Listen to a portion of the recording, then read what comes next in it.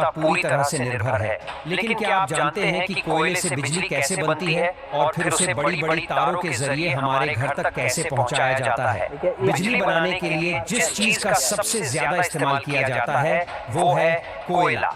देश में 75% बिजली का उत्पादन कोयले से चलने वाले पावर प्लांट से ही होता है। 1000 मेगावाट का कोल प्लांट एक दिन में 9000 टन से भी ज्यादा कोयले का इस्तेमाल करता है। यानी कि अगर एक मालगाड़ी में 100 टन कोयले के 90 डिब्बे हैं, तो उस पूरी मालगाड़ी का इस्तेमाल एक ही दिन में हो जाएगा। यानी कि एक साल के लिए कोयले से भरी 365 ट्रेन की जरूरत होगी। अब बिजली बनाने के लिए बॉयलर से लेकर टरबाइन और जनरेटर तक कई बड़े-बड़े उपकरणों को चलाने की जरूरत पड़ती है, जिन्हें चालू करने में ही कई घंटे लग जाते हैं। ऐसे में कोयले से चलने वाला पावर प्लांट 24 घंटे काम करता रहे तो ही सस्ते में बिजली बन सकती है। इसी वजह से प्लांट के बड़े हिस्से में सिर्फ कोयले का स्टोरेज बनाया जाता है, ताकि कभी कोयले की कमी ना आ सके।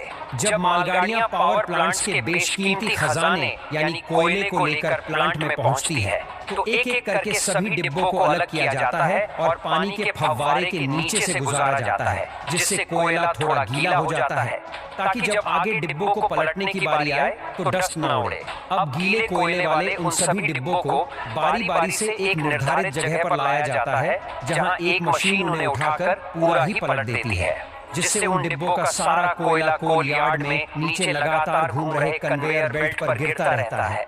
अब इस कोयले को फिर से कन्वेयर बेल्ट की मदद से जरूरत के अनुसार बाउल मशीन में भेजा जाता है, जो इन छोटे मोटे पत्थरों के रूप में एक दूसरे से चिपके कोयले को क्रश करके पाउडर का रूप दे देती है। इसके बाद इस ब्लैक पाउडर को कन्वेयर बेल्ट के जरिए ही विशालकाय बॉयलर में भेजा जाता है, जहां यह कोयला तुरंत आग पकड़ लेता है। अब पूरी तरह से जलने के बाद कोयले की जो भारी राख होती है वो नीचे गिर जाती है, और जो हल्की राख होती है वो ऊपर उठती है। इस राख को फ्लाई ऐश कहा जाता है और इसे चिमनी के जरिए फिल्टर करके वातावरण में छोड़ दिया जाता है। अब कोयला जलने की वजह से जो आग बनी थी वो बॉयलर से होते हुए उस क्षेत्र में पहुंच जाती है जहां काफी ज्यादा वाटर ट्यूब्स होती है, जिनमें पानी भरा रहता है।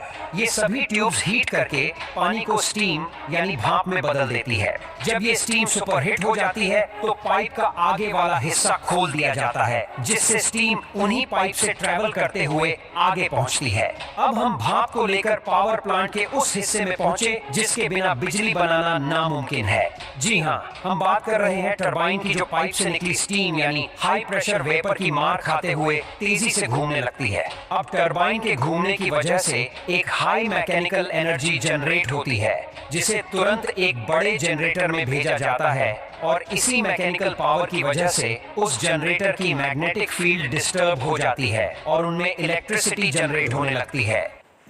दूसरा दिन टेस्ट मैच का ब्रिस्बेन में